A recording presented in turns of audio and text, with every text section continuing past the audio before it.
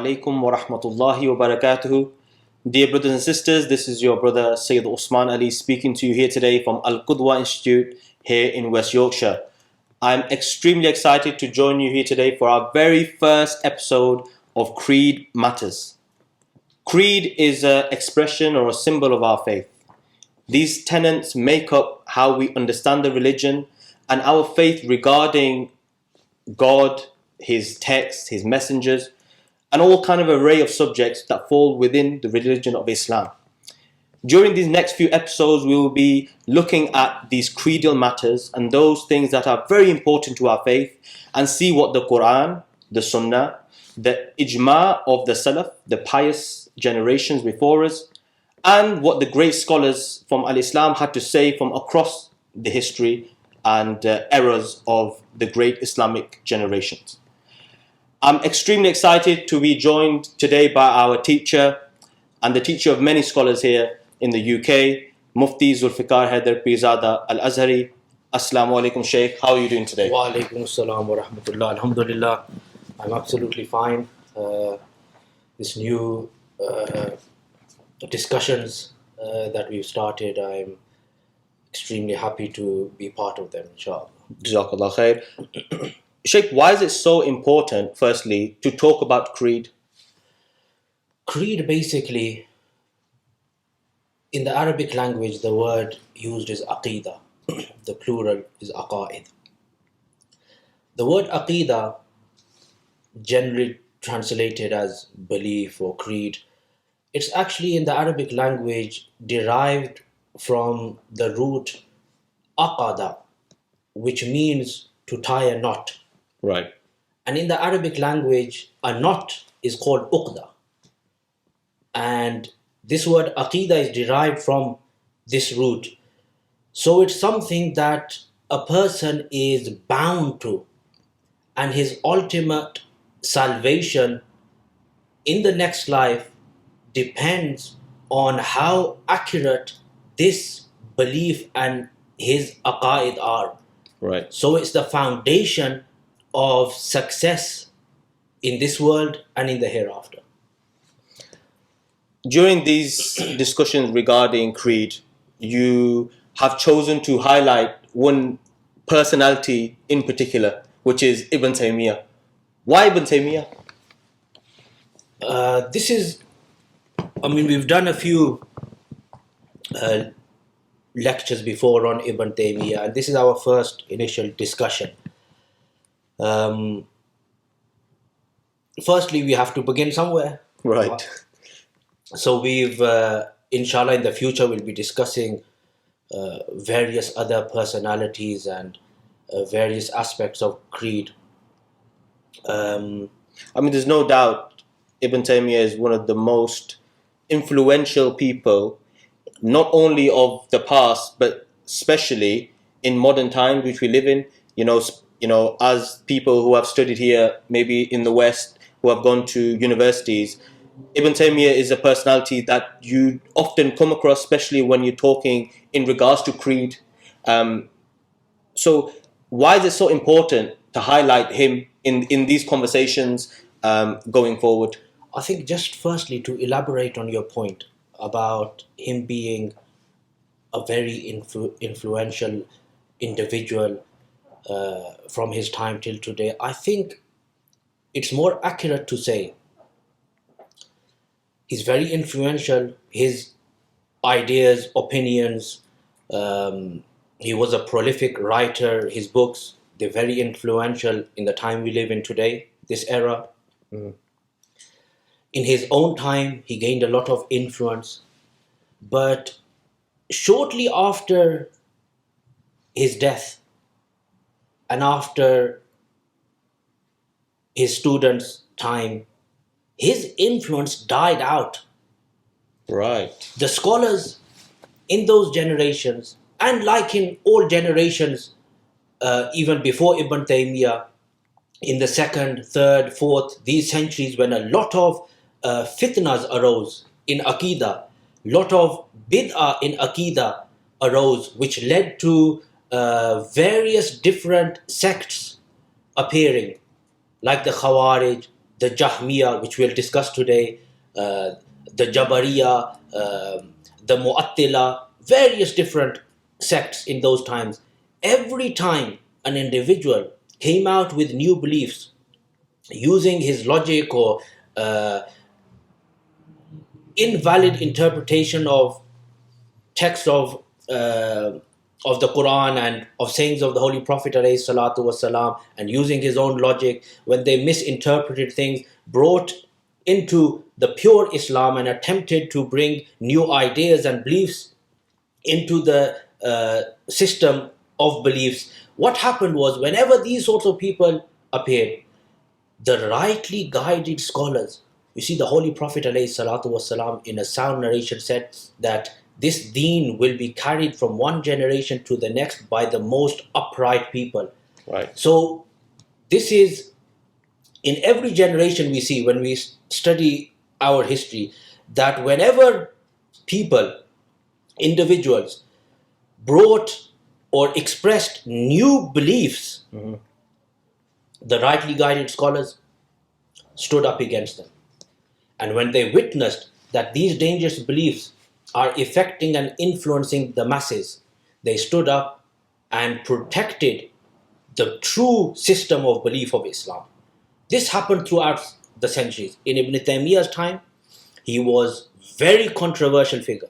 Right. And in our whole history, the one personality who has remained so controversial, single personality, who's remained so controversial till today, the most controversial personality is Ibn Taymiyyah from his time.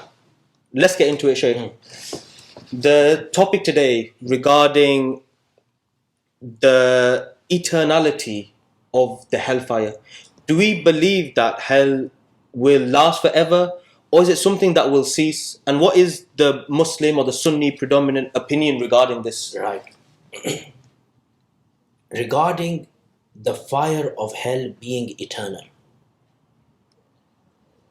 there's only been one opinion from the time of the Salaf, all of the Ahlul Sunnah, till today, all the great scholars from the time of the Salaf, only one opinion, that hell is eternal.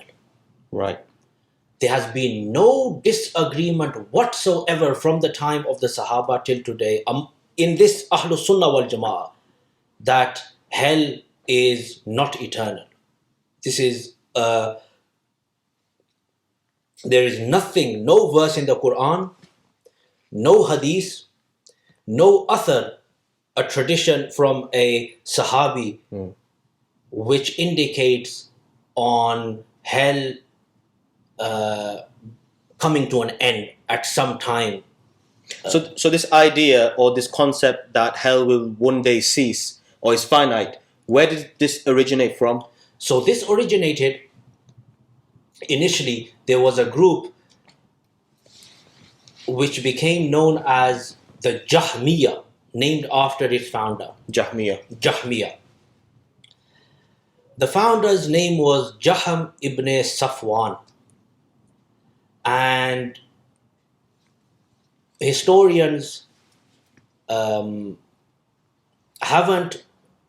dated exactly when Jahm ibn Safwan was born, but historians have mentioned that he died either in the year 128 Hijri or 130. Right. So he was someone who, 2nd century of Islam. And this fitna prevailed greatly in the time of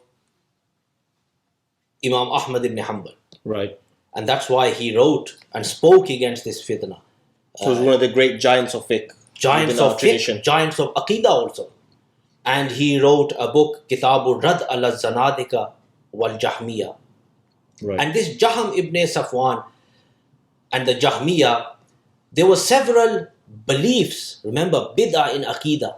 Innovations in aqidah. Worst type of bid'ah. This is why, there's a hadith that you hear a lot, that every bid'ah is misguidance, every misguide. The worst type of these misguidance that take you straight to the fire of hell are innovations in Aqidah. Right. So, several beliefs. Jahmiyyah were the people who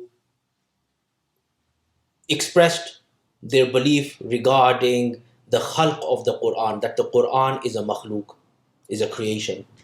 They were also from amongst the Mu'attila.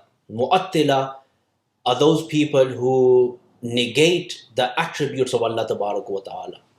Right. From amongst the beliefs of the Jahmiyyah was this belief that hell is not eternal. This was from their belief. This is what they believed. This is what they believed in. And it's important to know that Ibn Kathir, Imam Ibn Kathir in his Al-Bidayah wa Nihaya mentions this Jaham ibn Safwan. Right. And whose student he was. So in the third volume of Al-Bidayah wa Nihaya, Ibn Kathir he mentions that this Jaham ibn Safwan, he was a student of an individual Al-Ja'ad ibn Dirham. Ja'ad ibn Dirham, according to Ibn Kathir, huwa awwalu man qala bi khalq al-Quran. The first person who said Quran is makhluk, Right. is a creation. Ibn Kathir says that Jaham took this bid'ah and wrong beliefs from Ja'ad ibn Dirham. Ja'ad ibn Dirham was the teacher of Jaham ibn Safwan. Right. All Jahmiyyah, they're named after Jaham. Their founder's teacher was Ja'ad ibn Dirham. Mm-hmm. And Ja'ad ibn Dirham took bid'ah in Aqidah, wrong beliefs, from an individual whose name was Bayan ibn Sam'an. Right. وَأَخَذَهَا Bayan an Talut ibn Ukht Labid. This Bayan, he was the student of an individual by the name of Talut, who was the nephew of Labid ibn A'sam. And this Talut took it from Labid ibn A'sam. And who was Labid ibn A'sam? Ibn Kathir writes, he was the one who attempted, he was a magician, and he attempted to do magic on the Holy Prophet ﷺ. This is their sanad. This is their sanad. He says he took it from Labid ibn A'sam, as-sahir la'anahullah. This was that magician. And this Labid ibn A'sam, he was a student of a Yahudi from Yemen. So anyway, this is the sanad of this sect, Al-Jahmiyyah. Right. And in Abdullah ibn Ahmad ibn Hanbal's Kitab al-Sunnah, which I have here, all the scholars, there's whole chapters and narrations of the scholars who considered the Jahmiyyah as out of the folds of Islam, as kuffar. Right. They did not regard them as Muslims, and great scholars. So they all spoke out. Why were they speaking out and telling the masses? Because if the rightly guided scholars don't stand up against wrong beliefs of individuals and people get affected, they will also be responsible for not stopping the influence of the people of wrong beliefs. Right. So they declared them. One of this Jaham ibn Safwan's belief was this, and he was the first. Jahmiyyah were the first sect and the only sect in the early centuries of Islam, according to my knowledge and research into this, the only sect in the early centuries of Islam who held the belief that the fire of hell will come to an end. Hell is not eternal, it's going to come to an end. This was one of their beliefs. And these were the Jahmiyyah, the only sect in the early centuries. Right. And after this sect, there were two other groups after this sect. who also held this belief that hell is not eternal. Right. One of those groups was Ibn Taymiyyah and his student Ibn al-Qayyim. Right. And there was a third group which we can discuss a bit later on once we finished with what Ibn Taymiyyah's opinion is on this. So, Sheikh, on one of the various ways, and I guess it can be a great negative, especially for the youth, one of the ways in which we learn about these topics is on social media. And we hear all kinds of things from all kinds of people. Absolutely. Expressing their opinion regarding this topic. Some people say Ibn Taymiyyah said this, some people say actually he didn't mean this. What actually did Ibn Taymiyyah say regarding this topic? You see, firstly, just before I get on to what Ibn Taymiyyah said, and you hear a lot of things, whether Ibn Taymiyyah... So there's controversy out there. Absolutely. Amongst the people, there's controversy. Definitely. The purpose of these discussions is to get to the bottom of this controversy. Now, firstly, if, for example, a normal person who's a Muslim, who's not a scholar, who's not studied the sciences, doesn't even know Arabic, but if somebody came to him, now this is a question I'll ask you and those viewing also, that this normal person on the street, he's a Muslim, and somebody comes to him and says, do you know what? You know Shaitan, Iblis, The devil. Satan. He's going to go to paradise, Jannah.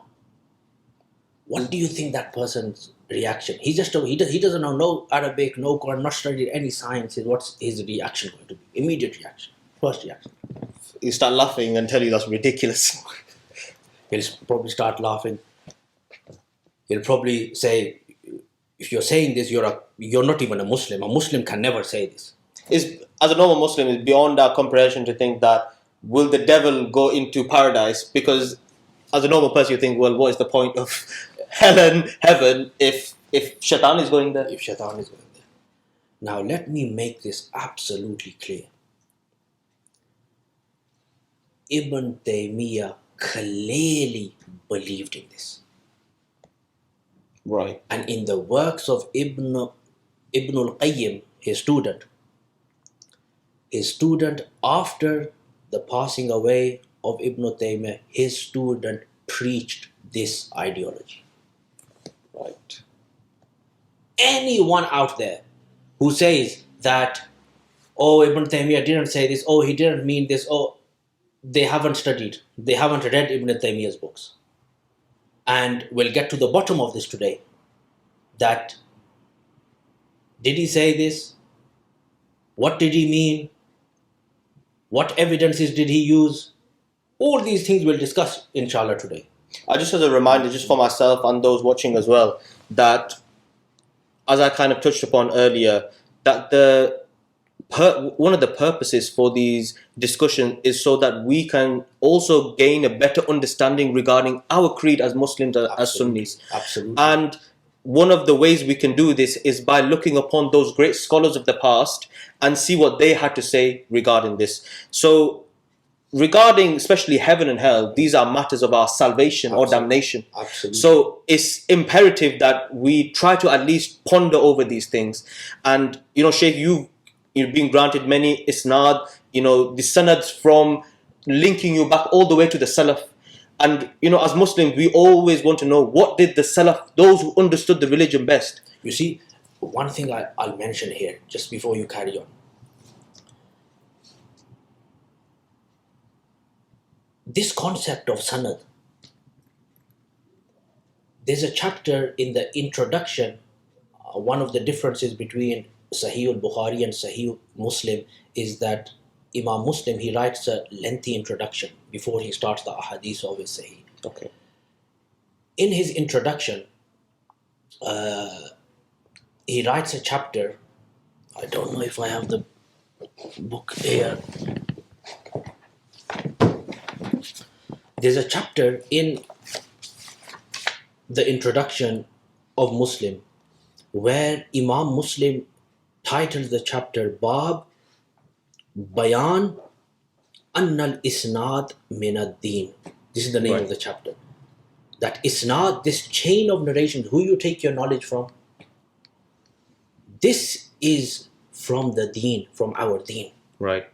And the first narration Imam Muslim writes is a statement of, with his own sanad, Imam Muslim, statement of Muhammad ibn Sirin radiyallahu ta'ala anhu, who said, Inna hazal ilma dino, this knowledge of ours, referring to the isnad, the knowledge of the isnad. This is deen. And then Ibn Sirin used to tell people, Fanzuru amman ta'khuzuna deenakum. Watch, be careful from those whom you take your deen from. Right. We've seen Jaham ibn Safwan, where he was taking his ideology from, which went back to the magician who attempted to perform magic on the Holy Prophet ﷺ. So, these isnad, if you've got the wrong people in that chain, there's going to be evil that's going to be flowing. Right. Similarly, if you've got the righteous people there, there's going to be barakah that's going to be flowing. And the second statement of Ibn Sirin, Imam Muslim write, is that in the early times, Lam yakunu yas'aluna anil isnad. The people, they did not used to ask when they heard a narration, statement of the Holy Prophet ﷺ, in the early generation, the Sahaba's generation, the early Tabi'in's generation, they didn't used to ask, who did you hear this from? Who did he or she hear it from going back? They didn't used to do this. Ibn Sirin, he says, فَلَمَّا وَقَعَتِ الْفِتْنَةِ. When the fitna happened, fitna of bid'at in Aqidah, Right. wrong sects appeared. Whenever we heard anyone saying anything, the first thing we would say was Sammu lana rijalakum. Name your people, meaning what? Your chain, your sanad. فَيُنْزَرُ إِلَىٰ أَهْلِ السُنَّةِ. And then we would observe those rijal, that sanad. And we would see whether the people in that sanad are Ahlus Sunnah. People of the right creed. Right creed. فَيُؤْخَذُ حَدِيثُهُمْ. Their hadith would be taken. وَيُنْزَرُ إِلَىٰ أَهْلِ الْبِدَعِ. And if what was seen in that chain were Ahlul Bida, opposite of Ahlul Sunnah, the people who go against the Sunnah, فَلَا يُؤْخَذُ حَدِيثُهُمْ. Their hadith was not taken. So this concept of isnad and chain, clearly Imam Muslim, in the early generations, it was a concept. The only people who continued this concept, kept it alive, were the Ahlul Sunnah, who were the followers of Imam Ash'ari and Imam Maturidi, rahimahumallahu ta'ala, and the Sufiya, the people of Tasawwuf. They've kept this alive. Right. Ourselves, we have teachers. Our teachers, they had teachers. All the chain, every name has been preserved till today up to the time of the Salaf. And it's only the people of Ahlul Sunnah and the people of Tasawwuf who've kept this tradition of the Ahlul Sunnah alive. No one else. Followers of Ibn Taymiyyah, they don't have any concept of isnad, because their isnad finishes at Muhammad ibn Abdul Wahhab. So let's go straight into the Shaykh. Okay. Regarding this topic, you've briefly explained what the earlier groups like the Jahmiyyah, what they were the first ones to hold this belief. Then Ibn Taymiyyah. Then there was two groups. One of them was Ibn Taymiyyah and his So what did Ibn Taymiyyah accept wholly the views of the Jahmiyyah? No. Just this one aspect. Right. The Jahmiyyah believed regarding heaven and hell, their belief was that heaven, yani al-Jannah, one nar, both of them are not eternal. Right. This was the belief of Jahmiyyah. Right. Ibn Taymiyyah, he agreed with them in Ash-Shiqq the second part. Right. He believed heaven, Jannah, is eternal, but Nar is not eternal. And according to my knowledge, he was the first person in our history who held this belief. Right. Where he separated So the two. And who wrote and became famous with this. So you could say it's like a variation of what the belief that Jahmiyyah that they introduced. It was a. I wouldn't call it variation. Okay. I would call it partial agreement with them. Right. Of course, it has to be partial agreement. Because Ibn Taymiyyah, Ibn al-Qayyim, they've agreed with a part of the belief. Right. They don't agree with the other part and other beliefs they had. Ibn Taymiyyah didn't agree with them. But this he did. Specifically, he agreed with Jahmiyyah. Ibn Taymiyyah agreed with Jahmiyyah on Fana'un Nar. Okay, I'm going to ask, maybe it's a really obvious question, Sheikh, and you can enlighten us. I'm sure many people, Muslims who are aware of the Quran and read the Quran, we've read various times that Allah subhanahu wa ta'ala says, for those who do not believe, that their eternal abode is the hellfire forever. You see so many places in the Quran. These words are used. خَالِدِينَ فِيهَا. Right. خَالِدِينَ فِيهَا أَبَدًا. لَا يُخَفَّفُ عَنْهُمُ الْعَذَابُ. They'll be there forever. Their punishment will not be lessened. In Surah A'raf, for example, it's mentioned the words of the 40th verse of Surah Al-A'raf. إِنَّ الَّذِينَ كَذَّبُوا بِآيَاتِنَا وَاسْتَكْبَرُوا عَنْهَا. Verily those who have rejected our verses and have stood arrogantly against them, لَا تُفَتَّحُ لَهُمْ أَبْوَابُ السَّمَاءِ. The gates of heaven will not be open for them. وَلَا يَدْخُلُونَ الْجَنَّةَ. And they will not enter paradise. حَتَّى يَلِجَ الْجَمَلُ فِي سَمِّ الْخِيَاطِ. Until a camel passes through the eye of a needle. So Right. Allah Tabarak wa Ta'ala used a amr mustahil, an impossible matter. Right. You see, a camel can't go through the eye of a needle. The impossible scenario. Impossible for them to go into paradise. Right. Clear. Absolutely clear. So many verses where these things are mentioned. So, how did he come to this Right. conclusion then? First, what we need to be absolutely clear from the beginning, whether you follow Ibn Taymiyyah, you don't follow him, you follow other scholars of Ahlul Sunnah wal Jama'ah, is that there's no verse in the Quran which suggests that hell is not eternal. No verse in the Quran. Right. No hadith. No author of a Sahabi. No tradition of Sahabi or anyone from the Salaf. So no one in the Salaf. No one. Said Which this. indicates that the fire of hell is not eternal. It's going to come to an end. No one said this. Firstly, this is being the only, not dominant opinion or opinion of the only opinion Wow. of Ahlul Sunnah wal Jama'ah. This is the only opinion. Only opinion. There is no second opinion. Wow. So people who follow Ibn Taymiyyah need to be aware of this. Definitely. And like we've said in our previous lectures, Ibn Taymiyyah was a human, except when he makes a mistake, except he's a mistake. He's made a mistake. Don't be like, oh, Razi can make a mistake, Ghazali can make a mistake, Suyuti can make a mistake, so and so can. Ibn Taymiyyah, he was a man who knew the Salaf and followed the Salaf. He made mistakes. And we don't believe any scholar to be infallible. Absolutely. They're human beings. They Absolutely. can make mistakes. Ma'sumiyya, according to our aqidah, are the prophets of Allah Tabarak wa Ta'ala and the angels. They're ma'soom. Wallahu ya'simuka minan nas. Allah Tabarak wa Ta'ala has become the asim the one who's made Rasulullah sallallahu alaihi wasallam ma'soom. Prophets, angels, they're ma'soom. Everyone else, it's possible for them to make mistakes.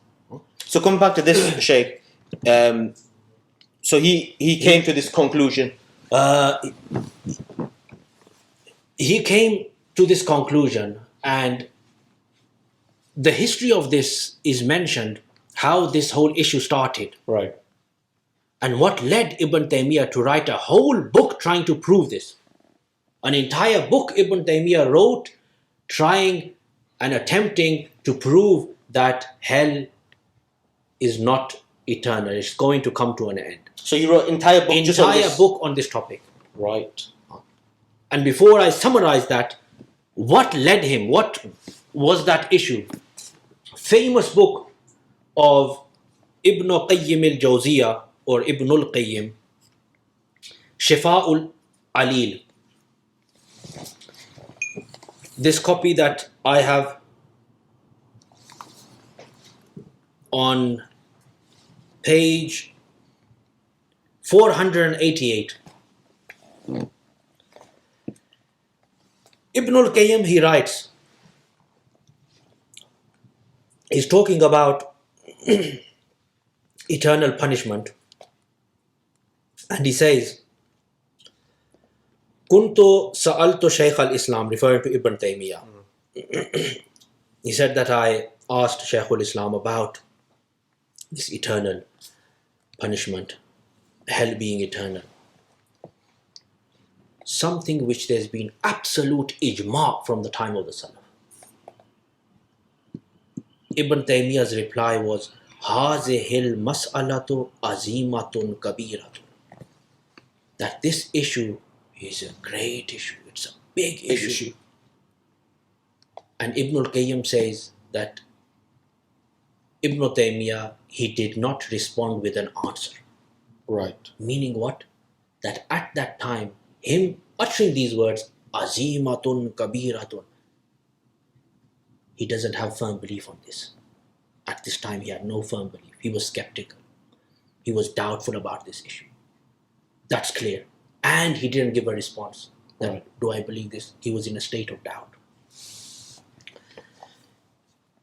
Ibn al-Qayyim continues. Some time passed. Hatta ra'aytu fi tafsir Abd ibn Humayd al-Kithi. He said, some time passed until I saw the tafsir of Abd ibn Humayd al-Kithi. And he says that in that tafsir, I saw some athar, statements of Sahaba, which I've already mentioned. He says he's mentioned in this book already. Right.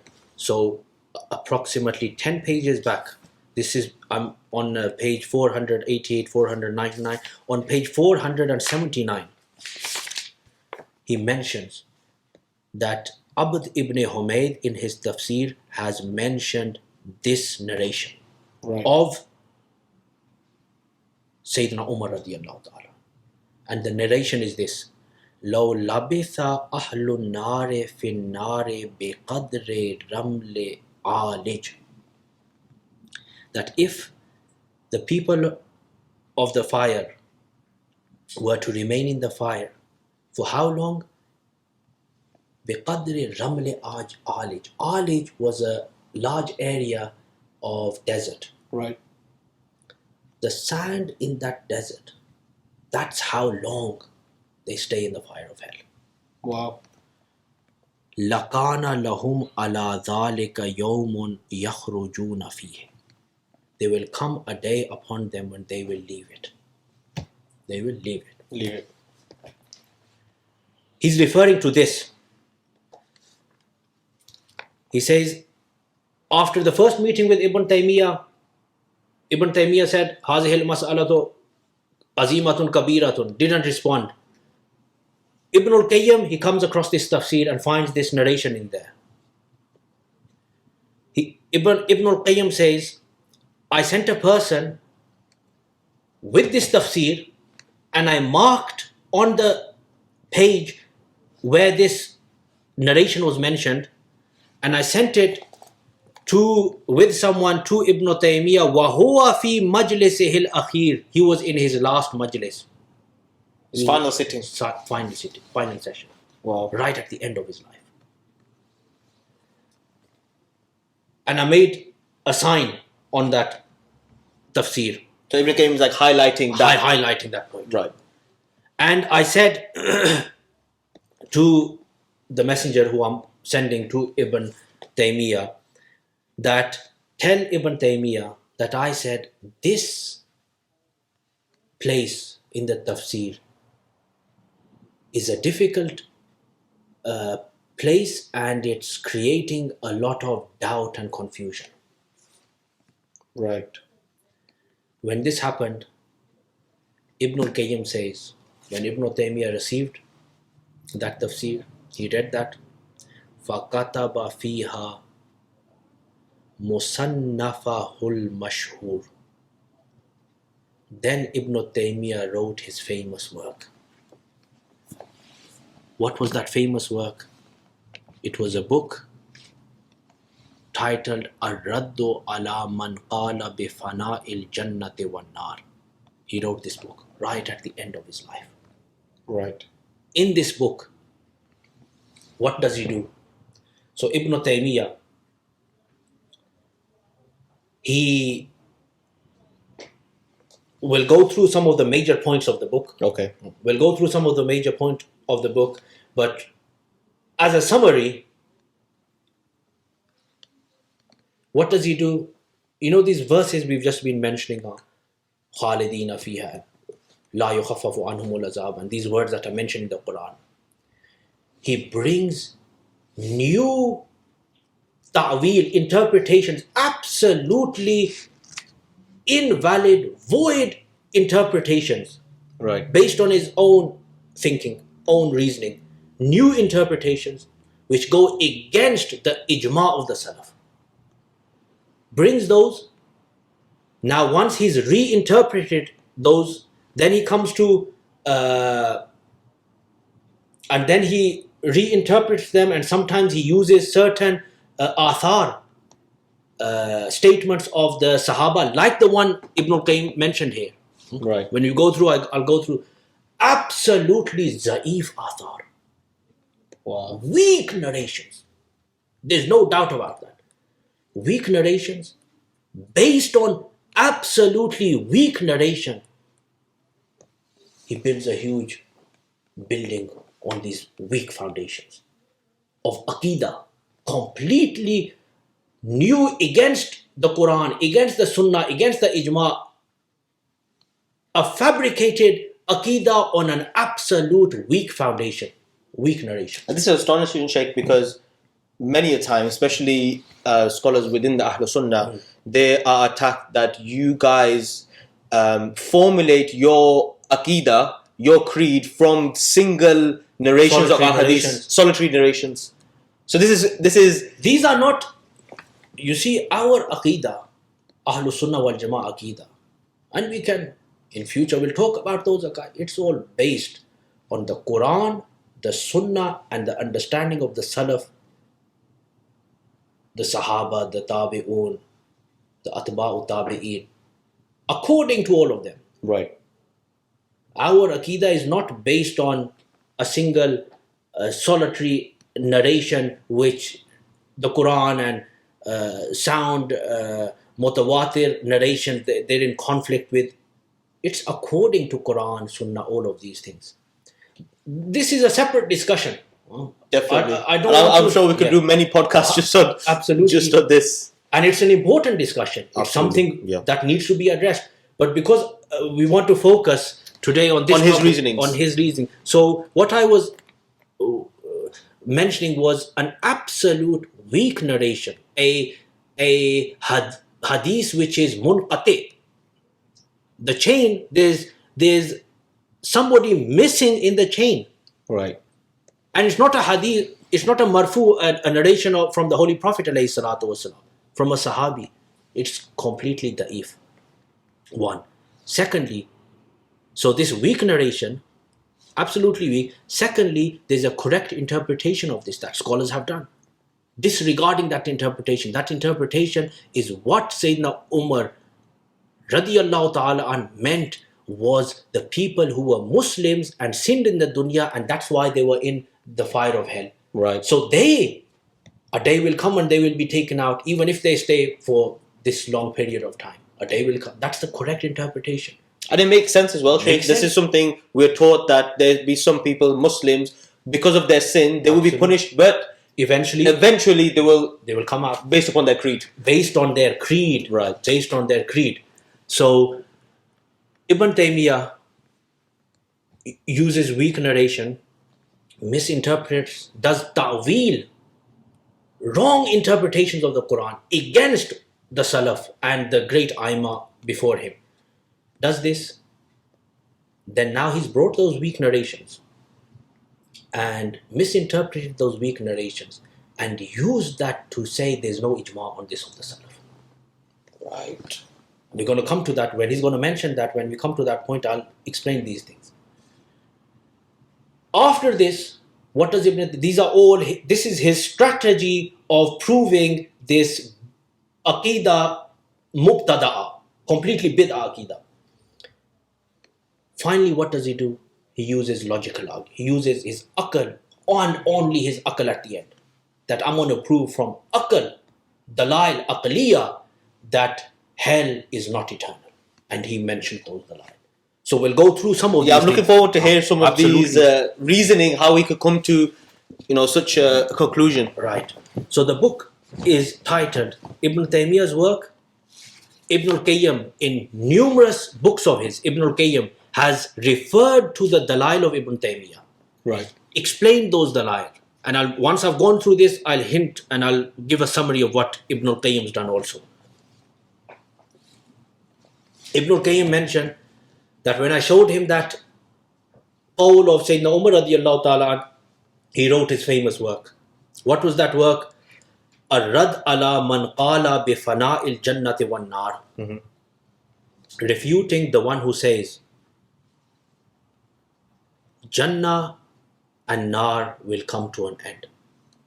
Now, what he's trying to do here is trying to, even in the title, give this impression that I'm writing against the Jahmiyyah.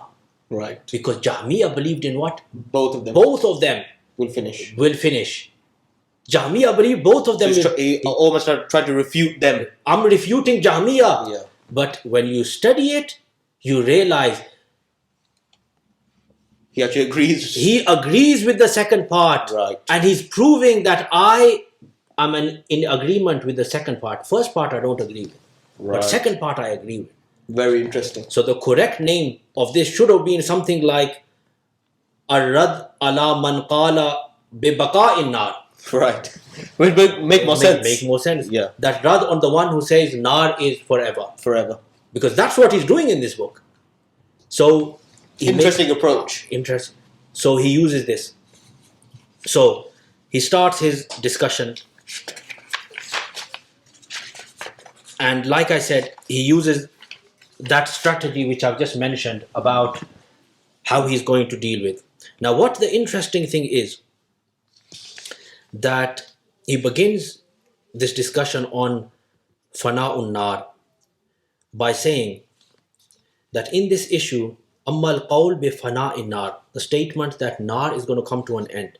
فَفِيهَا قَوْلَانِ مَعْرُوفَانِ عَنِ السَّلَفِ وَالْخَلَفِ. In this, there are two famous statements from the Salaf and Khalaf. Two famous statements from the Salaf and the Khalaf.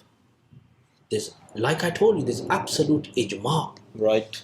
There's no two statements. He's made these up by misinterpreting certain athar from the Sahaba. وَالنِّزَاءُ فِي ذَلِكَ مَعْرُوفٌ عَنِ التَّابِعِينَ وَمَنْ بَعْدَهُمْ. So he's trying to, right from the beginning, trying to give this impression, there's no ijma, so don't think I'm going against ijma. Right.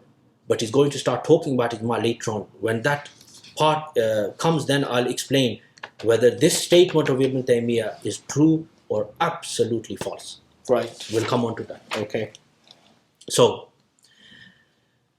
after that, the very first statement Ibn Taymiyyah mentions is that same statement of Sayyidina Umar, which Ibn al-Qayyim in Shifa'ul Right. that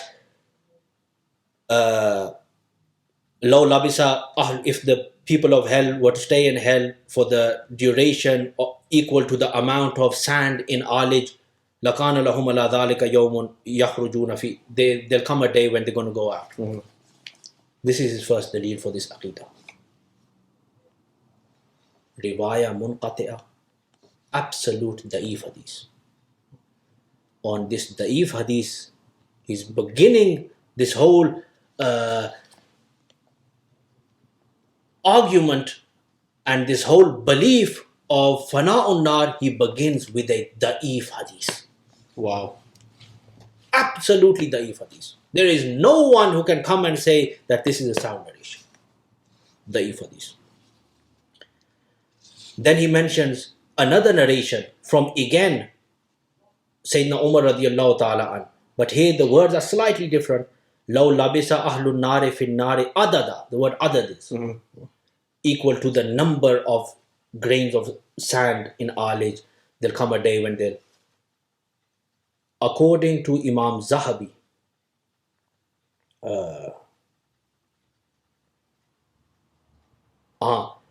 this also, the chain of narration is also absolutely weak. So the first two narrations bring absolutely weak narrations. That it's narrated, Abd ibn Humayd in his tafsir narrates from Sulaiman ibn Harb, who narrates from Hamad ibn Salama, who narrates from Sabit, who narrates from Hassan Basri, who narrates from Sayyidina Umar. There is a person missing between Hassan Basri and Sayyidina Umar. So these narrations can't be relied upon. Absolutely da'if narrations. Right. When you say can be relied upon, remember, even if there's a hadith da'if, there's certain places where it can be relied on, like hadith da'if can be used in order to prove a mustahab amal. That's not wajib or farz, it's a mustahab. Right. But this is aqidah. This is creed. This is the usul of the deen. Right. This is not something, some mas'ala far'iyya or some action. Right. This is aqidah. You can't use these sorts of riwayat da'ifa to prove aqidah. And if someone were to tell me that, Ibn Taymiyyah used these kinds of hadiths, especially how certain itirazat that we get, where people attack us regarding certain things, people wouldn't believe it. So hearing and seeing it from you first time, it is shocking that a person of great intellect like Ibn Taymiyyah came to these kind of conclusions. Absolutely. And use these kind of reasonings. And it's the impression that people give. And you know why people are so shocked? The reason is in today's day and age, there's speakers, very influential speakers, who have mass followings on social media.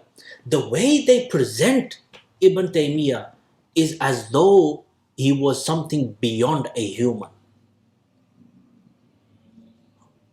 They can't say he was a prophet or he was an angel or something, but they present him in such a light as though this man can't make mistakes.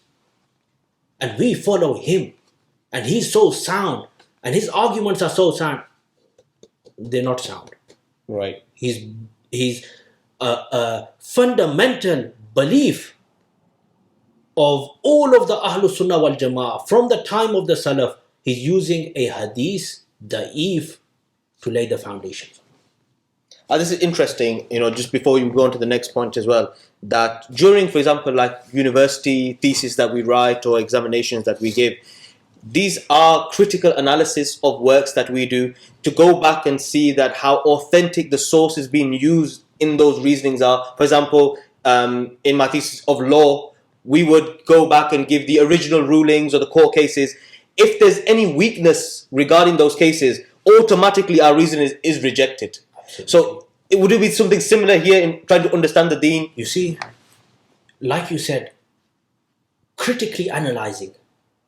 This is what, when you study the works of great scholars throughout the centuries, great A'imma of the Ahlus Sunnah wal Jama'ah, when individuals appeared in their times who wrote books or made statements, this is what they used to do. They would critically analyze what these individuals have said. Then see what the Quran and Ahadith principles of how to come to conclusion. So in order to understand the principles over the personalities. Absolutely. And I think that's our purpose as well. We're not here to outline one personality, but more so the principles of them. Principles, like for example, this issue, like I've just clarified, that he wrote this book right at the end of his life. This issue, in his lifetime, there were great scholars who refuted Ibn Taymiyyah in various issues, right? Various statements and opinions he had, not about this. And the reason is clear, because he made this right at the end of his life. He wasn't saying this in the early years, right at the end. That's when he got confused about this issue. So he made it right at the end of his life. What was some of these logical reasons that he gave? We'll come on to it, but just before I mention those reasons, in his lifetime, no one refuted Ibn Taymiyyah on this issue.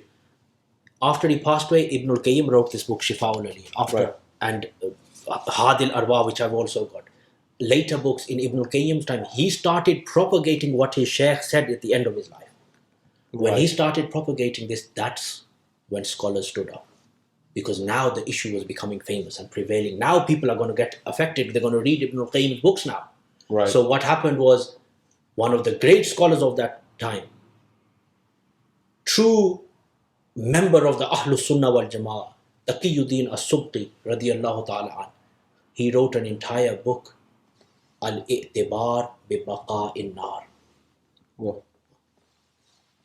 Taking into consideration that Nar is Baqi, it's going to remain forever, refuting Ibn al-Qayyim. And so people started coming out and refuting that view. And Ibn al-Qayyim, in the early part of his, after Ibn Taymiyyah had passed away, Ibn al-Qayyim was writing, propagating these views. When Taqiyuddin Subki, rahimahullah ta'ala, another great scholar, they spoke against, then he himself, after writing, and I'm going to mention how much he wrote, defending Ibn Taymiyyah's position, he himself got skeptical, started doubting whether his research is right or not.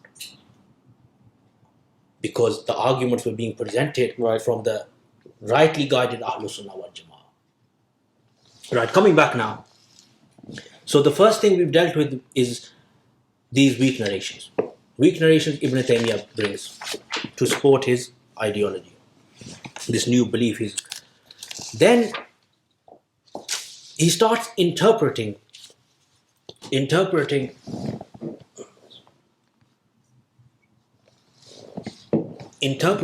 various verses. Like we mentioned at the beginning, Allah Tabarak wa Ta'ala uses this word Khalidun, forever. Any translation you pick up, forever, for everyone. Says forever, yeah. Even all the translations that the followers of Ibn Taymiyyah today do, forever. Stays the same, yeah. Remaining there forever. He starts giving these new interpretations. He says they will stay in there forever. Right. But what that means is they'll be in there forever as long as Nar exists. Right. They'll be in there forever as long as hell exists. Yeah. Right. Logically, it's a difficult statement to comprehend anyway. It's like a contradiction. Yeah. I would go as far to say that doesn't make sense. It doesn't make sense. Right. Well, unfortunately, it was making some sort of sense to the Aql of Ibn Taymiyyah. Right. So he was saying, as long as it exists. And when inqada ajaluha, when the time for hell comes to an end, wafaniyat, it ceases to exist, then there'll be no azab in there, it will be finished. But up until that time, they're Khalidun, they're forever. Okay, so he mentions these things. Then he starts to further strengthen his case. He starts referring to, for example, Tafsir Tabari. He says now he's trying to lay the foundations for this aqidah that he wants to prove. He says in the verse of the Quran, which is in Surah Al-An'am, "An-naru maswaakum khalidina fiha." Fire is your eternal abode. You'll be in there forever. Illa ma sha Allah. Except what Allah wills. So then he says that in the tafsir of Imam Tabari, there's a statement of Abdullah ibn Abbas radiyallahu ta'ala anhuma, who said that no one has the right to place a hukam regarding the khalq on Allah wa ta'ala and say this person will go to heaven. This is Allah, He's going to decide. Right. Illa ma sha Allah, except to Allah wills. So Allah's going to decide. Right. So he mentions this. So he says that we can't decide who's going to stay forever or not. Allah's going to decide that. So he's trying to get people thinking that there's an exception. Right. An exception exists. And he mentions Tafsir Tabari. Later on, we'll come to Tafsir Tabari also. What Imam Tabari has said. Nowhere in the whole Tafsir Tabari has Imam Tabari said that fire is not eternal, it's going to come to an end, and whatever Ibn Taymiyyah is trying to prove. Nowhere Imam Tabari says this. And just for our listeners and viewers, Tafsir Tabari is one of the most authentic and earliest tafsirs of the Quran. And something Ibn Taymiyyah relies on a lot. His followers even today refer to that tafsir, because every statement there's a sanad. Right. Imam Tabari heard it from so. So this is authentic. Authentic, very Right. verified.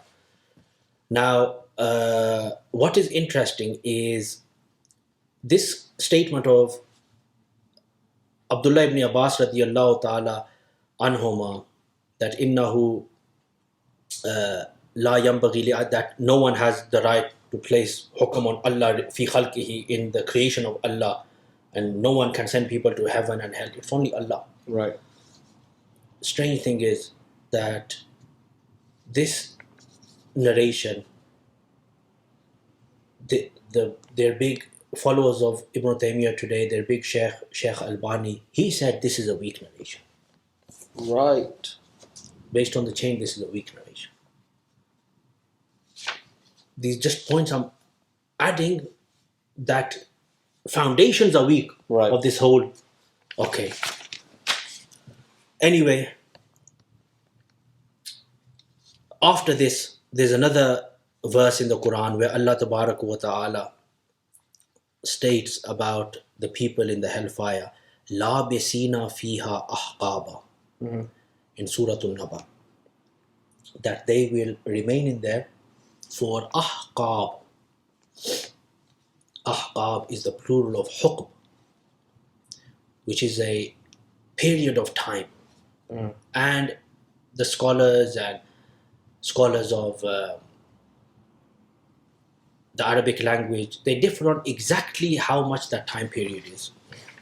So now Ibn Taymiyyah uses this and mentions that some scholars have said it's,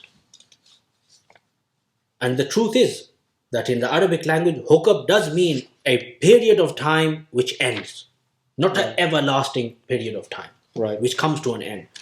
So Ibn Taymiyyah, he says that some scholars have said that it's 80 years, and he mentions narrations from the Salaf. Some have said that it's 80 years. Some have said that it's 70,000 years. So now he's linguistically explaining this word and trying to come to the conclusion that ahqaba is referring to a limited period of time.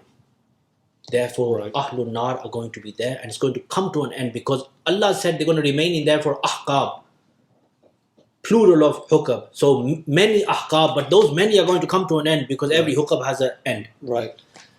Okay, this is what Ibn Taymiyyah mentions.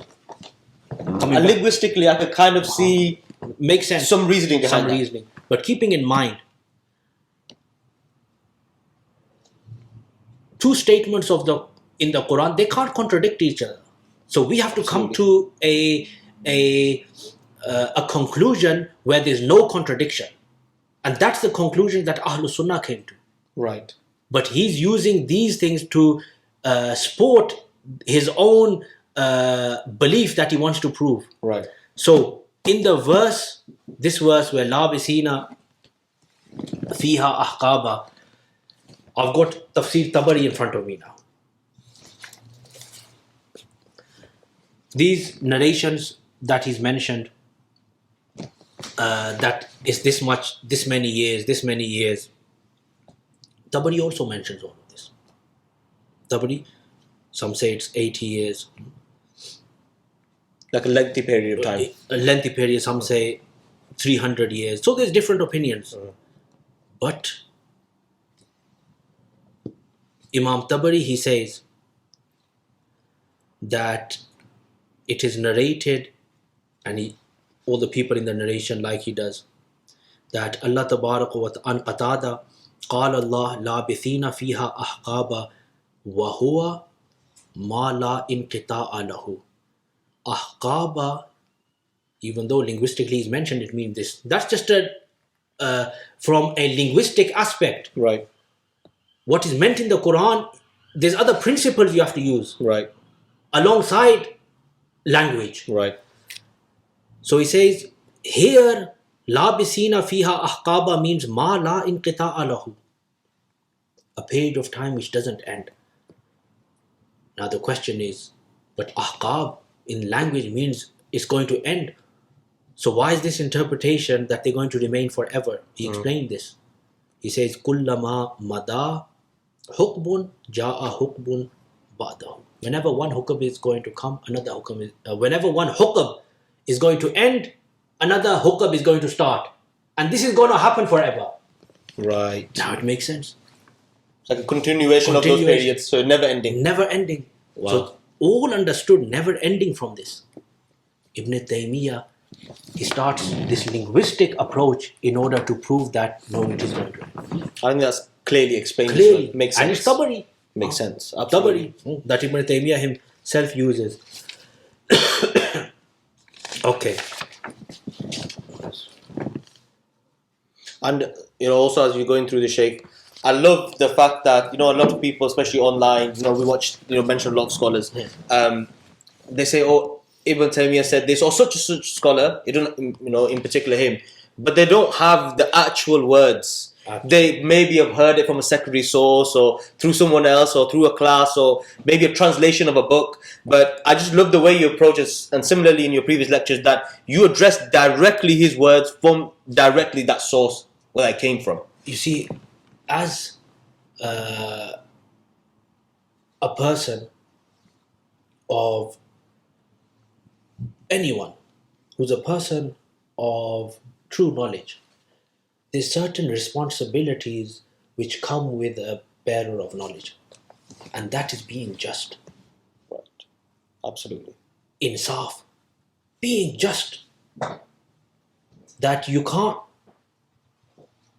can't be biased and try to deceive people when it comes to ilm. Right. With knowledge, whatever is right, whatever is wrong, regardless of who's saying it.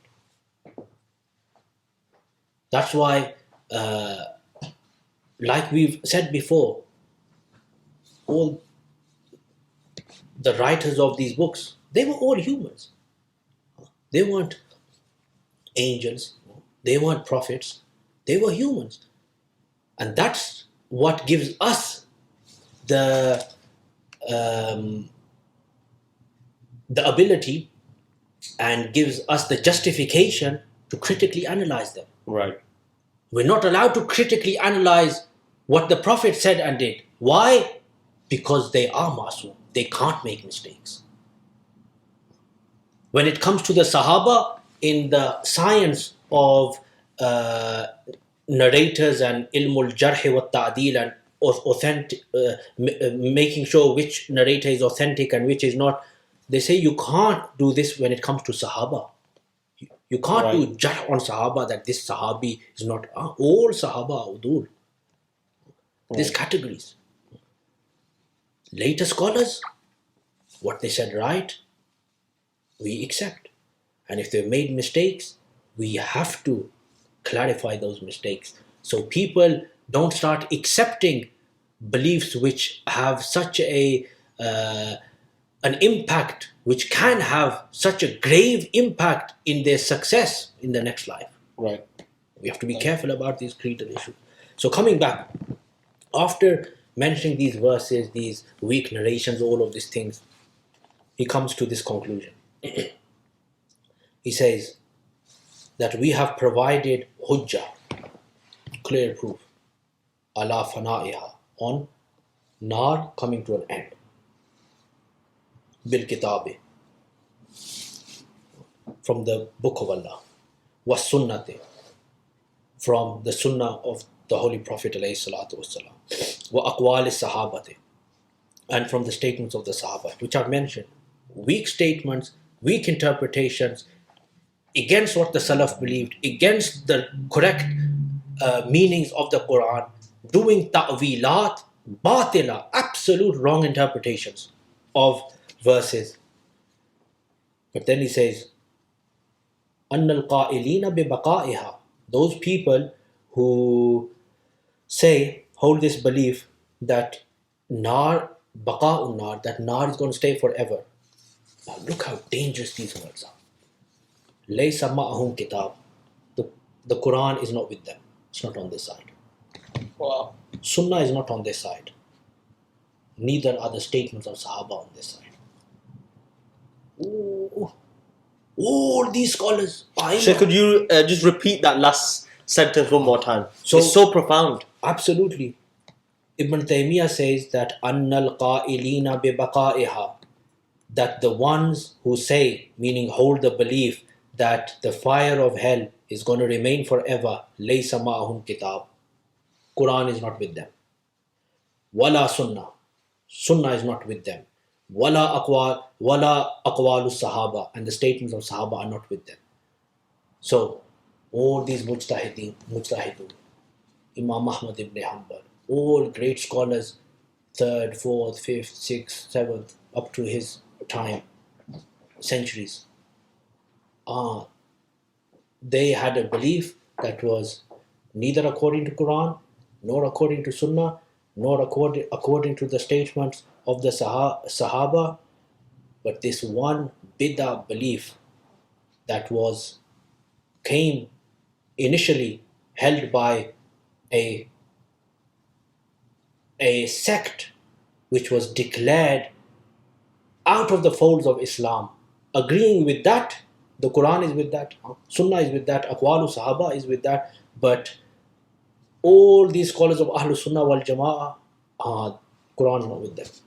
And I'm sure, obviously, he's aware that he's talking about a large number of Muslims and scholars in our history. Absolutely. Everyone is included in these sweeping comments. Absolutely. Completely sweeping comments, where you're disregarding, you're placing a ruling on giants of knowledge. Right. That they all held a belief that was against the Kitab and Sunnah and Aqwalu Sahaba.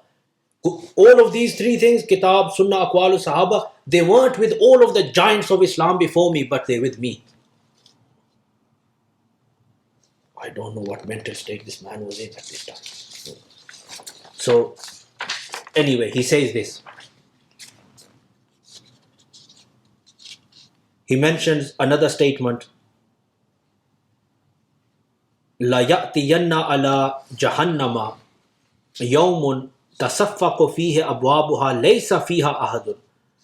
A day on Jahannam will surely come when the gates of hell will rattle, they'll move back and forth. لَيْسَ فِيهَا أَحَدٌ. There'll be no one in the fire of hell. A day will come on hell. So he mentioned this. Regarding this, Imam Zahabi has said that this is a munkar hadith. It's a za'if, it's weak narration. Right. Look what he's using. Weak narration.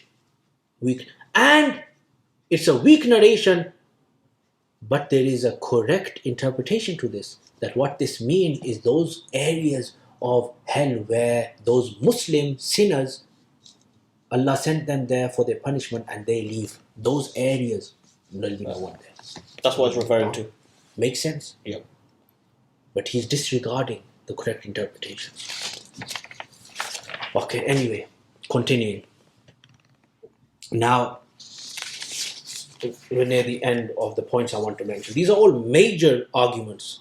If I was to go in detail, every single one would be here for many hours. So anyway, he says, when it comes to ijma, the ijma غير معلوم. There's no ijma on this issue. Right.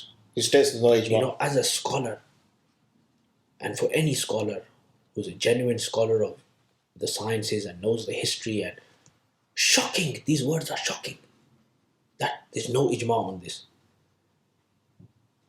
And he carries on, he says that نعم قد يظن فيها الإجماع وذلك قبل أن يعرف النزاع.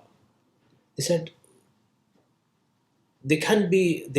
there was some zan, yani speculation that there is ijma on this, but this was before the dispute in this matter became apparent, Right. became known. Before that dispute, people thought that there is ijma on this. But now, let me just stop here for one moment. He says there's no ijma. Numerous scholars, great giants of ilm, clearly mentioned that this is an issue in which there's no dispute in Ahlus Sunnah wal Jama'ah. Right. Ijma of the Salaf regarding there's been no disagreement. Why has he said that there's no ijma? Because of those weak narrations. Look, Abdullah ibn Umar Sayyidina Umar radiallahu ta'ala anhuma, he said this, so that means he's not agreeing to this. You've misunderstood what he meant. Right. You've done a wrong interpretation.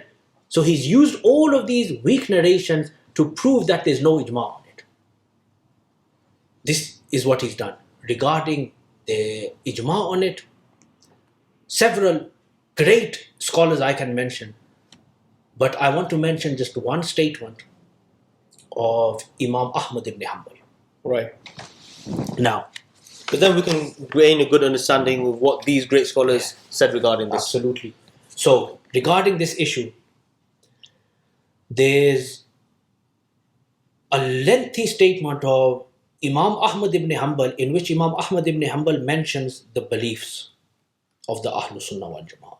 Right.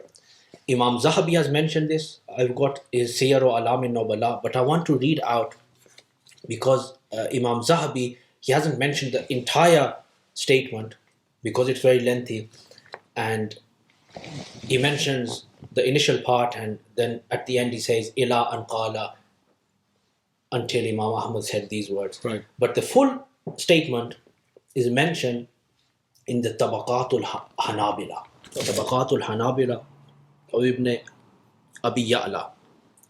It's in 2 volumes, the first volume. Page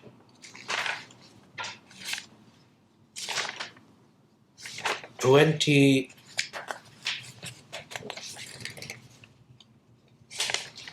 Page 24. In this section of Tabaqatul Hanabila, the Musannif, he mentions a list. This is a description biography, detailed biography of Imam Ahmad ibn Hanbal. Right. This is the section of the students of Imam Ahmad ibn Hanbal. And in Tabaqat al-Hanabila, Ahmad ibn Ja'far al-Istakhri, he was one of the students of Imam Ahmad ibn Hanbal. Rawa an Imamina Ashiya, that this student narrated from our Imam, referring to Imam Ahmad ibn Hanbal, many things. And this is one of those things. Now, regarding everything, him and Ibn al-Qayyim have said, there's no ijma on this, there's no look at this riwayah, look at this, misinterpreting, weak narration, all of that. This is Imam Ahmad ibn Hanbal. Imam Ahmad ibn Hanbal says, هذه مذاهب أهل العلم وأصحاب الأثر. This is the mazahib, the ways, referring to the beliefs. Right. These are the beliefs. Ahlul ilm, people of knowledge. Ashabul asr, early generation. The people who knew the statements of the Sahaba and the Salaf. Who else? وَأَهْلِ السُنَّةِ الْمُتَمَسِّكِينَ بِأُرْوَتِهَا الْمَعْرُوفِينَ بِهَا. And the Ahlul Sunnah, who firmly hold onto these beliefs and are known by these beliefs. Al-Muqtada bihim fiha. They are the ones who will be followed in regards to beliefs. Wow.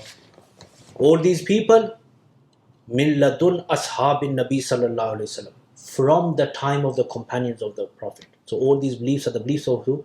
From the time of the companions, ila yawmina haza, Imam Ahmad ibn Hanbal, up to my time, this time. وَأَدْرَكْتُ مَنْ أَدْرَكْتُ مِنْ عُلَمَاءِ أَهْلِ الْحِجَازِ وَالشَّامِ وَغَيْرِهِمْ عَلَيْهَا. The people who I met from amongst the scholars of Ahlul Hijaz, the scholars from the Ahlul Hijaz and the scholars of Sham and other places besides these two, I found them to be upon this Aqidah. Wow. This is ijma. Imam Ahmad ibn Hanbal is narrating from the time of the Sahaba till today's time. All the scholars I have met, they all held this belief. Wow. No other words of that can indicate on ijma. Clear consensus on this. Then Imam Ahmad, before he starts beginning and listing all of those aqaid, he says, Man khalafa shay'an min hadhihi al-mazahib. Anyone who goes against shay'an, anything from these mazahib, from these aqaid that I'm going to mention, aw ta'ana fiha, or he attacks with his tongue anything from these aqaid, aw aba qa'ilaha, or anyone who finds fault in the one who says and believes in these aqaid, فَهُوَ مُبْتَدِئٌ. Such a person is who? From the people of bid'ah. Innovation. خَارِجٌ مِنَ الْجَمَاعَةِ. He's out of Ahlus Sunnah wal Jama'ah. He's got nothing to do with Ahlus Sunnah wal Jama'ah. زَائِلٌ عَنْ مَنْهَجِ السُّنَّةِ وَسَبِيلِ الْحَقِّ. And he's left. He's out of the way of Sunnah and the way of truth. Wow. He's out of Ahlul Sunnah wal Jama'ah. He's from the Ahlul Bid'ah. Anyone who disagrees with even one of the things that I'm going to mention. So he starts. This is what Iman is. And he carries on what Qadar is. Many pages. The outlining, basic original belief of a Muslim, Sunni creed. Sunni creed he's outlined. Wow. And he writes many pages on this. He talks about beliefs, especially that in his time the people of Bid'ah held. And like I told you, Jahmiyyah was becoming very famous in Imam Ahmad ibn Hanbal's time. Right. So he's got all of these firaq, batila, deviated sects in his time, and he's observing all their beliefs, and he's seeing how they are affecting people, and he's writing the truth, rejecting all of the wrong beliefs that he was seeing. And amongst them were Jahmiyyah. And like I said, Ibn Taymiyyah is agreeing in one part with the Jahmiyyah. Absolutely. So let's see what Imam Ahmad ibn Hanbal. So in the first volume, page 27. So from page 24, 27, these several pages he's listing. Then he comes and he says, talks about Shafa'ah. He says, وَالشَّفَاءَةُ يَوْمَ الْقِيَامَةِ حَقٌّ. Intercession on Day of Judgment is haqq. يَشْفَأُ قَوْمٌ فِي قَوْمٍ فَلَا يَسِيرُونَ إِلَى. A people will do shafa'ah for another people. They won't be sent to the hellfire. Then there'll be some people who would go into the hellfire, but because of the shafa'ah of the shafi'een, they'll be taken out afterwards because of intercession out of hellfire. Some won't even go. Some will go, they'll be taken out because of shafa'ah.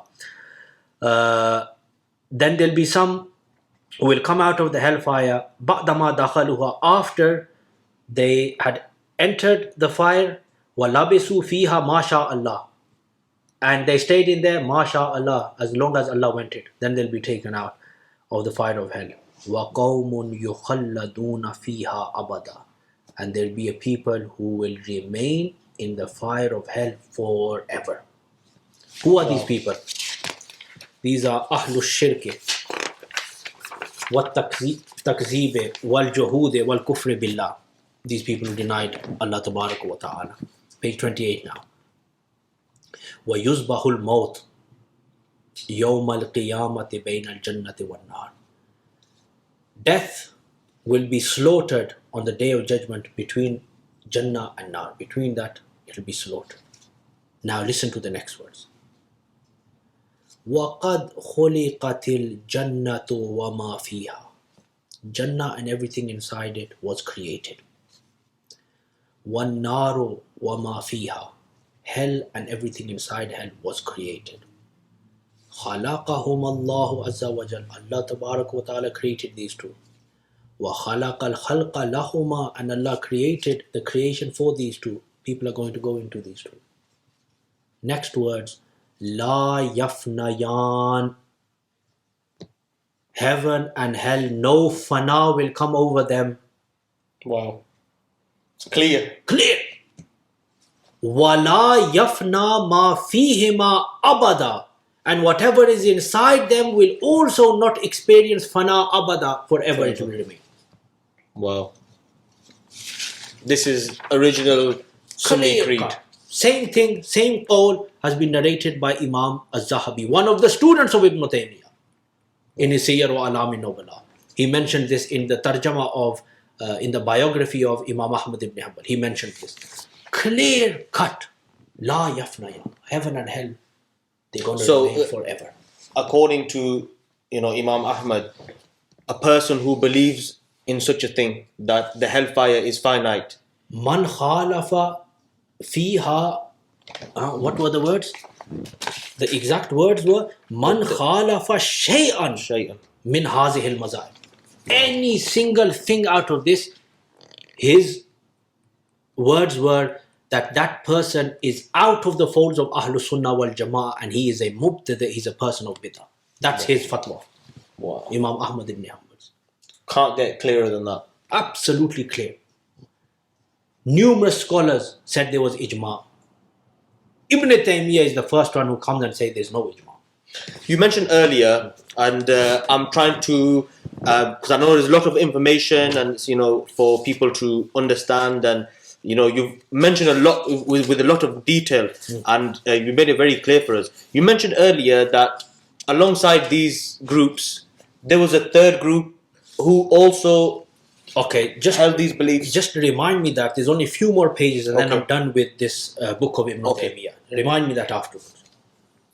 So, Ibn Taymiyyah said, غَيْرُ مَعْلُوم. This is not known. And if people thought there was ijma on it, it's because they didn't know there was a dispute. Ahmad ibn Hanbal didn't know, but in 8th century you come and you know. Right. This is wrong. We believe what Ahmad ibn Hanbal says over what your wrong interpretation of the asar of the Sahaba. Can't accept that. So these things he says, Then he says, these are words of Ibn Taymiyyah. لَيْسَ فِي الْقُرْآنِ مَا يَدُلُّ عَلَىٰ أَنَّهَا لَا تَفْنَى. There's nothing in the Quran that indicates that the fire of hell will remain forever. A'udhu billah. Wow. It's dangerous words. Definitely. Nothing in the Quran. بَلْ الَّذِي يَدُلُّ عَلَيْهِ ظَاهِرُ الْقُرْآنِ أَنَّهُمْ خَالِدُونَ فِيهَا أَبَدًا. The only thing that the Quran indicates, the zahir of the Quran indicates, is that the people will remain in there forever. Then he interprets it in another way. They'll remain in there forever until, as long as the hell exists. And after that, then, where does it say that hell is going to, its existence is going to come to an end? Show us that. Nothing to prove that. All his own interpretation. Then, after this last section, what does he do? He brings about his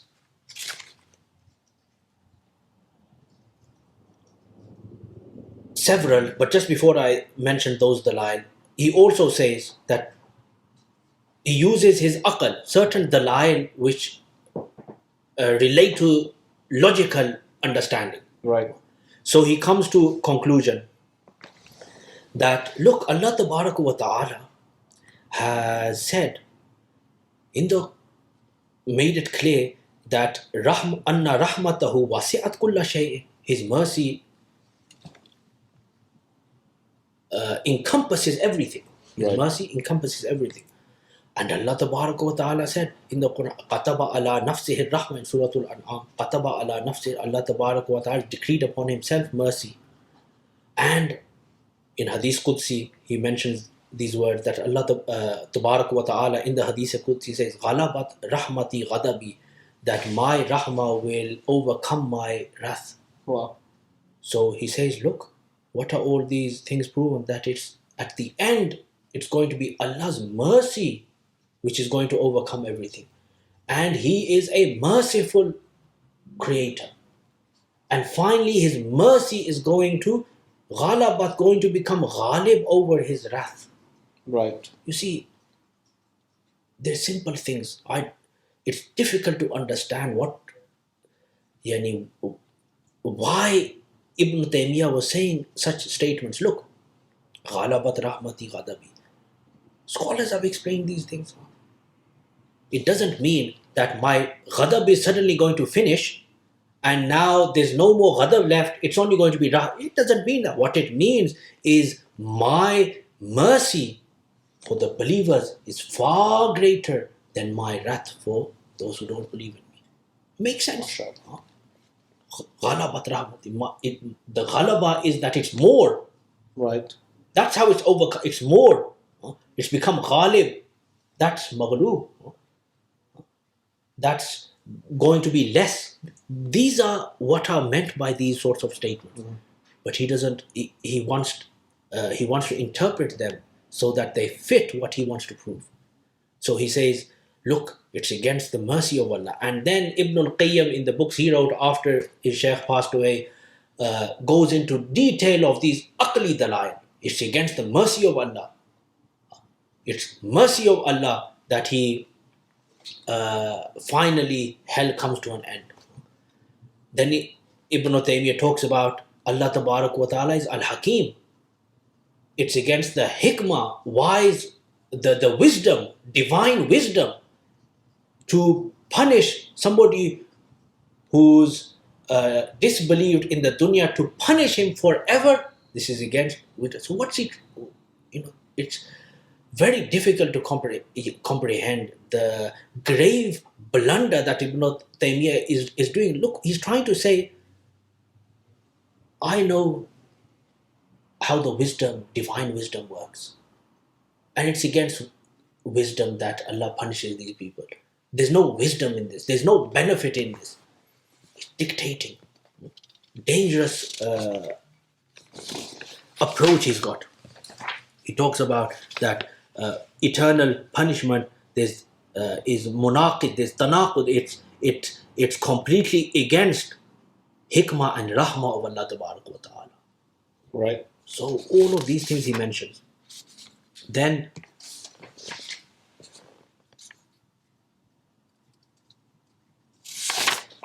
I'll just finish off because it's been a very long session. Right at the end of his book, this is the conclusion he comes to. Right. And I'll link this to where we began. Ibn Taymiyyah, he says, this is his final statements in this book, that in the hadith, the Holy Prophet ﷺ said that Ahlul Jannah, people of paradise, people of hell, la yamutun, they won't die. And he mentions the hadith. Sound narration. Yu'ta bil mawti fi surati qabshin. That death will be brought in the surah, appearance of a ram. Right. فَيُزْبَحُ بَيْنَ الْجَنَّةِ وَالنَّارِ. And it will be slaughtered between Jannah and Nar. وَيُقَال, and it will be said, يَا أَهْلَ الْجَنَّةِ خُلُودٌ وَلَا مَوْتَ فِيهَا. O people of Jannah, khuludan, which means forever, eternity. Right. La mawta fiha. There's no death now in Jannah. No one's going to die. Wa ya ahlan nar. And O people of fire, khuludun, forever now, eternity. Wa la mawta fiha. It'll be no death. Now just this is clearly explaining what? That's it, forever now. Forever. No, but Ibn Taymiyyah, he doesn't believe this. So he starts again using his aql, doing ta'wil, batil. He says, after mentioning this, kullun khalidun fi ma huwa fihi. Everyone, whether Ahlul Jannah, Ahlul Nar, everyone is going to be, death is slaughtered now. No such thing as death after No that. such thing as death. Now you're going to remain forever, wherever you are. Right.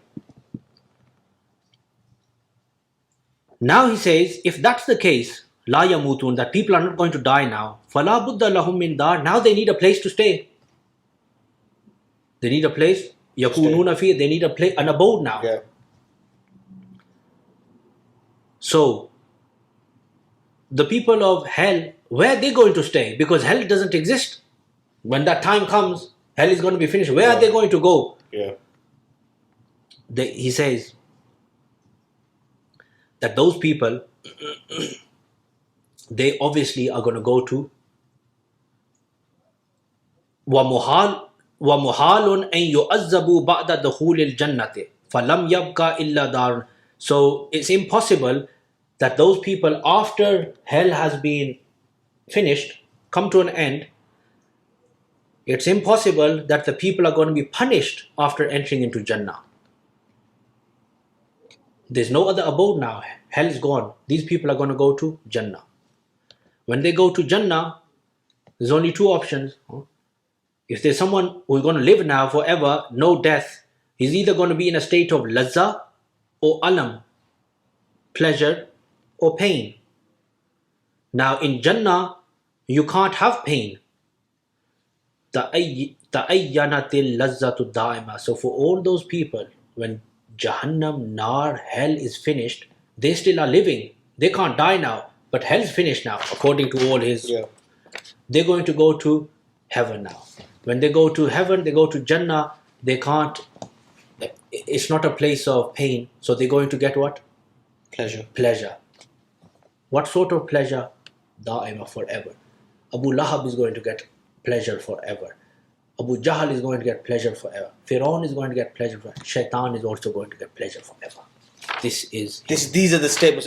So This is his just to summarize that point, that he believed that obviously because death is non-existence after everyone has been granted Jannah or go into the Death Nar, is going to be slaughtered. it's going to be slaughtered. So you can't die after You can't that. die after that. So obviously he believes that hell will finish. Yes. When it finishes, because they can't die, they are going to go to Jannah. Yes. And because Jannah is a place of pleasure, they will Be in eternal pleasure. be in eternal pleasure. Iblis is going to be in eternal pleasure. This is what Ibn Taymiyyah believed. It's shocking. This is the conclusion Ibn Taymiyyah came to. Abu Lahab is going to be in eternal pleasure in Jannah. Fir'aun is going to be in eternal pleasure in Jannah. Shaitan, Iblis is also going to be in eternal pleasure in Jannah. This is his conclusion. This is what, how dangerous. Very dangerous. And we started this discussion where that if you asked a random layman, normal person on the streets, can the devil be? This is Ibn Taymiyyah's conclusion. This is what he came to. That is just. And also, two books that I have here of Ibn Qayyim al-Jawziyah, Shifa'ul Alil, and his Hadil Arwah ila Biladil Afrah. Both of these two books, he goes, entire chapters are written, him quoting words of Ibn Taymiyyah from this book, elaborating on them, strengthening those according to his own, in his own method, and how he's arranged the arguments in a slightly different but same arguments, and elaborates on them, goes into more detail of the Aqli Dalail about Rahmah of Allah, about Hikmah of Allah, it's against eternal punishment, all of these things. I wanted to go through some points from here, but I think it's been too long, and this much is sufficient for viewers to understand the severity of this whole issue and how Ibn Taymiyyah was held an opinion which has nothing to do with Ahlus Sunnah wal Jama'ah. According to Imam Ahmad ibn Hanbal, anyone who rejects, goes against any one of the beliefs he mentioned, one of them was this, that hell, Jannah and Nar, they're going to stay forever. One of these, Imam Ahmad ibn Hanbal said, then you're nothing to do with Ahlus Sunnah, you are from amongst the Mubtadi'ah, from the people who oppose, who are on the other side from the Ahlus Sunnah wal Jama'ah. Unfortunately, Ibn Taymiyyah held this view of bid'ah, complete bid'ah in Aqidah, absolutely no doubt. After this discussion, no one can have any sort of doubt. Did he have this opinion? Oh no, he didn't. Oh, he meant this. I've made it absolutely clear. And you mentioned before, Sheikh, that this was during the last sitting of Ibn Taymiyyah. Is this his last book? This is his last work. Wow. So this is the last testament of Ibn Taymiyyah. Last testament of Ibn Taymiyyah. That he believed that hell is not eternal, went against the Quran, went against the Sunnah, went against the Ijma' of the Salaf, went against the Ijma' of every single scholar from the time of the Salaf to Ahmad ibn Hanbal radiyallahu ta'ala, who mentioned this. That what I'm mentioning is the Ijma' of every single scholar, including in my time and all the scholars I have met. They were all on this Aqidah too. Wow. Ibn Taymiyyah comes and he goes against this Aqidah.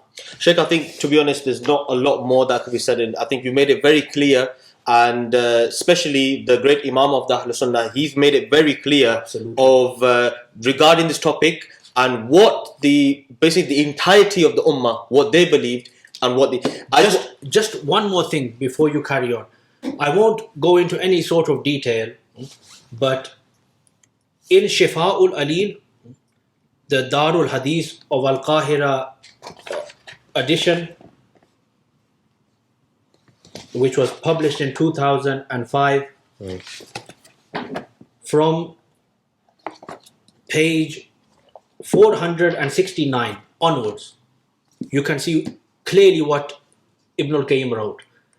About 30-40 pages. I won't go into them. Same arguments as Ibn Taymiyyah, he's elaborated and gone into more detail, especially these like Aqli arguments and Aqli Dalail, and used his own Aql. Remember, Ibn Taymiyyah, Ibn al-Qayyim, what were they doing? Using their Aql over clear Naql, Ijma' on an issue. Clear statements of the Quran, went against the Zahir of the Quran, went against the Sunnah of the Holy Prophet ﷺ, went against the Ijma' of the Salaf. On what? Using their Aql.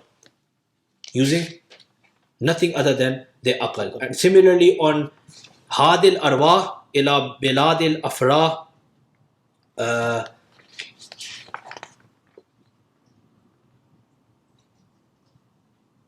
Darul Athar of Egypt, this is published, and from page 348 of this book, there's about 30 or 30, Right. 35 pages on this topic. Same arguments, but in a different style, Bit more detailed. bit more detail, and trying to prove that his Sheikh's opinion.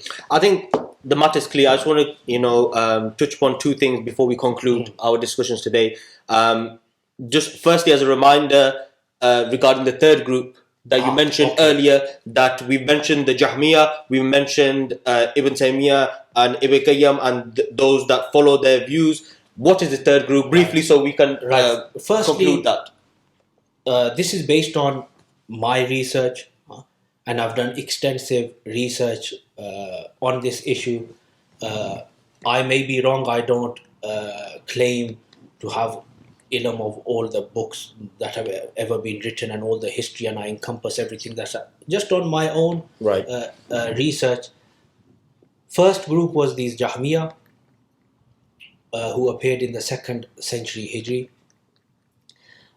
After that, it was Ibn Taymiyyah and his student who came up with this and agreed when it came to specifically fire of hell, when it came to that, fana of that, they agreed.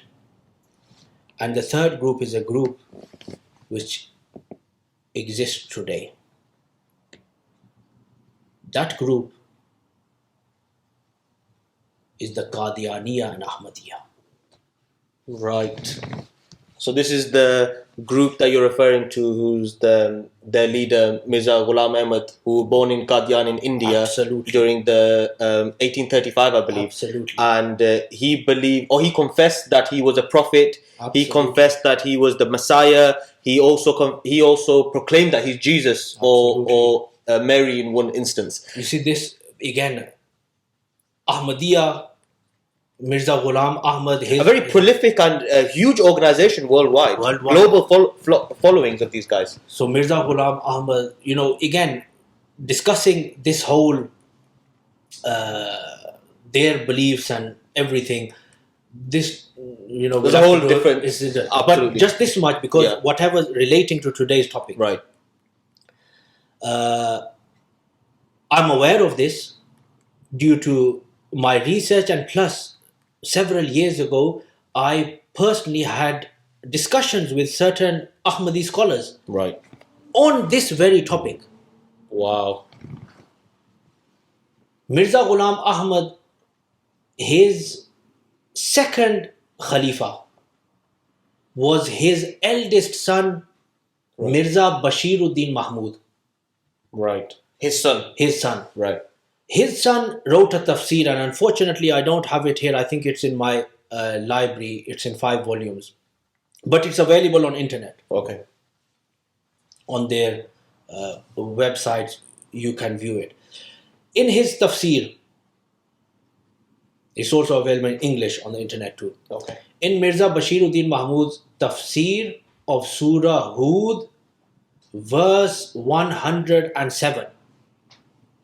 In the tafsir of that ayat, Mirza Bashiruddin Mahmud clearly says that his Aqidah is the Aqidah that was taught, they call Mirza Ghulam promised Messiah. Right.